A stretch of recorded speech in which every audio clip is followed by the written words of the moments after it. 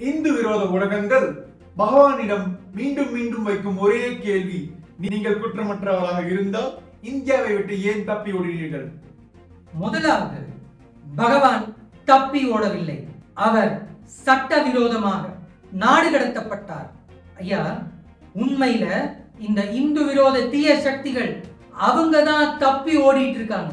உண்மையில் கர்நாடகா ராம்நகர நீதிமன்றம் இந்து விரோத தீய சக்தியான லெனின் கருப்பன் மீது 4 நான் பெயிலபிள் அரெஸ்ட் வாரண்ட் இஷ்யூ பண்ணியிருக்காங்க. அவன் தான் தொடர்ந்து நீதித்துறையை அவமதித்து தொடர்ந்து தப்பி ஓடிட்டு இருக்கான். பகவான் இல்ல.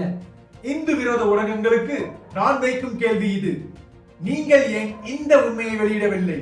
பணத்திற்காக மலம் தின்னும் நாய்கள் இந்து விரோத ஊடகங்கள். ஒருத்தரை பிளாக்மெயில் பண்றது, பணம் பறிக்கிறது, அதுக்கப்புறம் அவங்க மேலேயே போய் வழக்கம் சுமத்தி அவங்கள தொடர்ந்து டார்ச்சர் பண்றது. இதுதான் இந்து விரோத ஊடகங்கள், அதாவது இந்து விரோத தீய சக்திகளை வச்சுட்டு செஞ்சுட்டு இருக்கிற செயல்.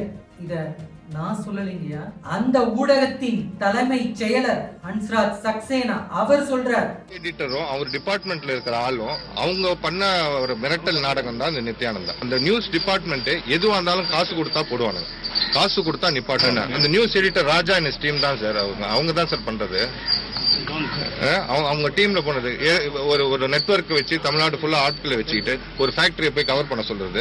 ஃபேக்டரியில இருந்து கழிவு நீர் வருது, மக்கள் பீதியில இருக்காங்க, அவஸ்தப்படுறாங்க, 2 கழிவு இருமுற மாதிரி ஷாட்டை போடுறது.